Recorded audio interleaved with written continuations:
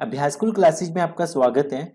इस वीडियो में हम डिस्कस करेंगे expectation of a random variable, discrete और कॉन्टिन्यूस दोनों टॉपिक्स के लिए, दोनों टाइप के रैंडम वेरिएबल्स के लिए। तो सबसे पहले हम देखते हैं कि expectation of a discrete random variable क्या होगी।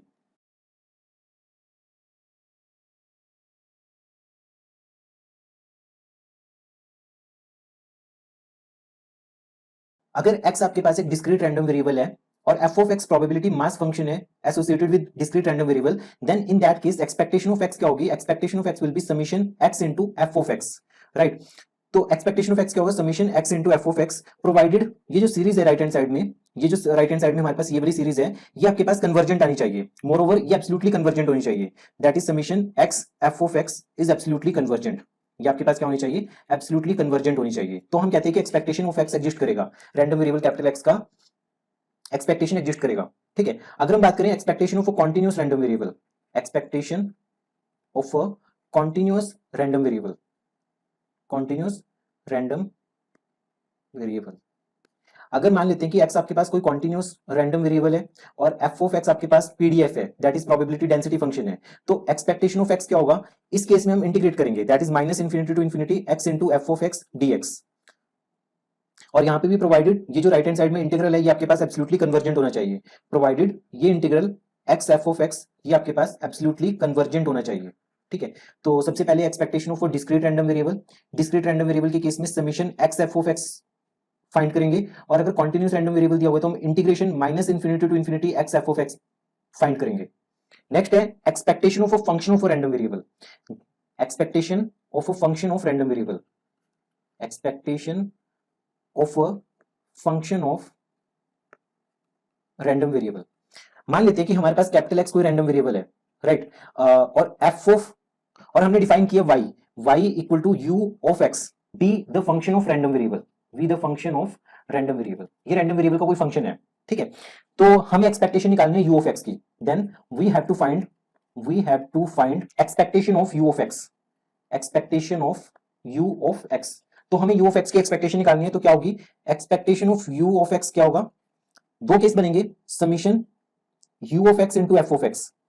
डिपेंड करेगा कि अगर आपके पास जो कैपिटल एक्स है वो आपके पास डिस्क्रीट रैंडम वेरिएबल है, क्या है? Discrete random variable.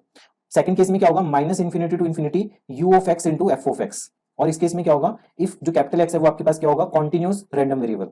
तो सिंपल आइडिया रखना आपको, सबसे पहले कोई रैंडम वेरिएबल कैपिटल एक्स दिया हुआ है, देन हमारे पास हमने function of random variable form किया, और उसके बाद हमें एक्सपेक्टेशन निकालनी है, इस फंक्शन की निकालनी है। तो समीशन होगा अगर जो कैपिटल एक्स है वो डिस्क्रीट है, और इंटीग्रल अप्लाई करेंगे अगर capital x continuous random variable है। कुछ इंपॉर्टेंट प्रॉपर्टीज है एक्सपेक्टेशन की, इंपॉर्टेंट प्रॉपर्टीज ऑफ एक्सपेक्टेशन, जैसे कि सबसे पहली प्रॉपर्टी आपके पास कि अगर सी कोई कांस्टेंट है, सी इज एनी कांस्टेंट, अगर सी कोई कांस्टेंट है, then expectation of C equal to C, ठीक है। तो यहां पे दो चीजें राइज होती हैं कि या तो आपके पास डिस्क्रीट रैंडम वेरिएबल है सी, या फिर कॉन्टिन्यूस रैंडम वेरिएबल है।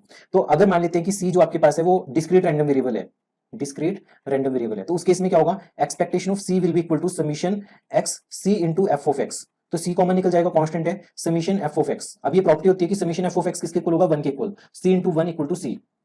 तो एक्सपेक्टेशन ऑफ सी किसके इक्वल आ गया? सी के इक्वल। सिमिलरली अगर हम ये एज्यूम करें कि सी कॉन्टिन्यूस रैंडम वेरिएबल है, तो उस केस में क्या होगा? If c is continuous random variable, तो एक्सपेक्टेशन ऑफ सी क्या होगी?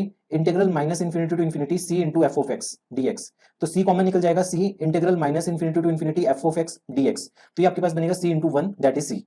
तो याद रखने वाली चीज ये है कि एक्सपेक्टेशन ऑफ कोई भी कांस्टेंट सी का क्या होगा? सी होगा। देन सेकंड प्रॉपर्टी हमारे पास कि एक्सपेक्टेशन ऑफ सी एक्स, तो सी कोई कांस्टेंट है तो सी को हम बाहर लेंगे, तो इसे लिख सकते हैं C times expectation of X, right. Third property हमारे पास कि अगर कैपिटल एक्स जो रैंडम वेरिएबल है उसकी वैल्यू जीरो से बड़ी है, तो एक्सपेक्टेशन ऑफ एक्स की वैल्यू भी जीरो से बड़ी होगी। अगर जो रैंडम वेरिएबल है वो नॉन जीरो है, रैंडम वेरिएबल के आपके पास नॉन जीरो, तो expectation of random variable, expectation of random variable will be non zero. तो ये भी क्या होगी? आपके पास नॉन जीरो होगी। देन फोर्थ प्रॉपर्टी है लीनियर कॉम्बिनेशन की, दैट इज एक्सपेक्टेशन ऑफ, अगर आपके पास ए एक्स प्लस बी वाई लिखा हुआ है तो हम इसे लीनियरली ब्रेक कर सकते हैं, जैसे A times expectation of X plus B times expectation of Y, हम इसे इस तरीके से स्प्लिट कर सकते हैं। एक सिंपल सा क्वेश्चन देखते हैं हम एक्सपेक्टेशन के ऊपर। क्वेश्चन है हमारे पास, कैपिटल एक्स एक रैंडम वेरिएबल है जिसका प्रोबेबिलिटी डिस्ट्रीब्यूशन डिफाइन किया हुआ है एक्स, और यहाँ पे probability x equal to x. तो -3, 6 एंड 9 जो प्रोबेबिलिटीज है वो आपके पास है 1/6, देन 1/2 एंड देन 1/3। क्वेश्चन में आपसे पूछा गया कि फाइंड कीजिए expectation of x, then expectation of x square, then expectation of 2x plus 1 का होल स्क्वायर। हमसे तीन चीजें पूछी हुई हैं। सबसे पहले हम निकालते हैं एक्सपेक्टेशन ऑफ एक्स। तो एक्सपेक्टेशन ऑफ एक्स के लिए फॉर्मूला क्या होगा, summation x into f of x. तो इसका मतलब probability x equal to x के इक्वल आ जाएगा ये।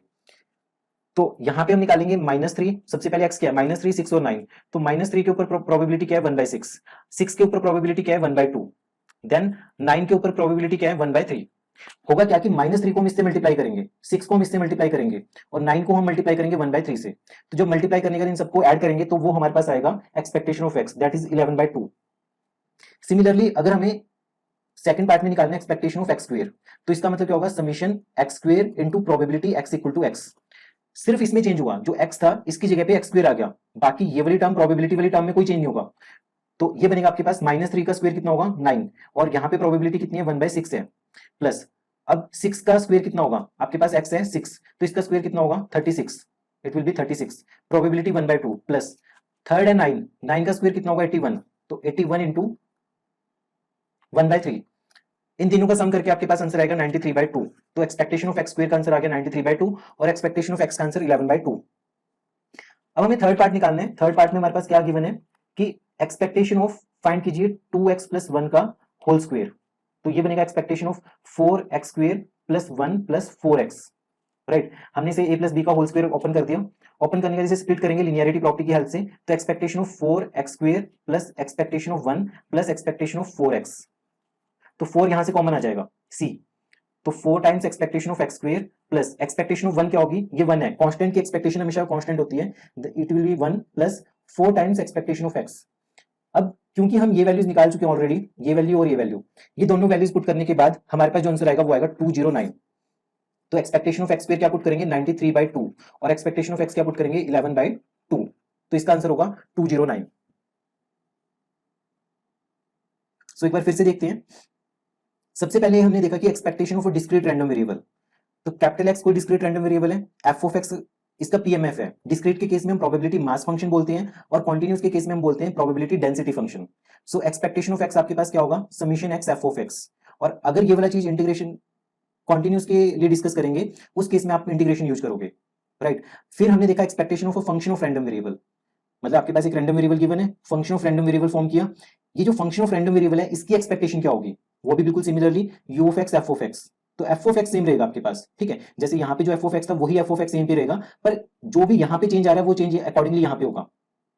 देन इंपॉर्टेंट प्रॉपर्टी में सबसे पहली प्रॉपर्टी थी कि expectation of constant will be constant, expectation of c x will be c times expectation of x. अगर कोई random variable non zero values ले रहा है तो उसकी एक्सपेक्टेशन भी नॉन जीरो वैल्यूज लेगी। फोर्थ है कि हम इसे लीनियरली ब्रेक कर सकते हैं, और ये हमने एक एग्जांपल डिस्कस किया है जिसमें एक्सपेक्टेशन ऑफ एक्स स्क्वायर और एक्सपेक्टेशन ऑफ 2x प्लस 1 का होल स्क्वायर फाइंड किया हमने।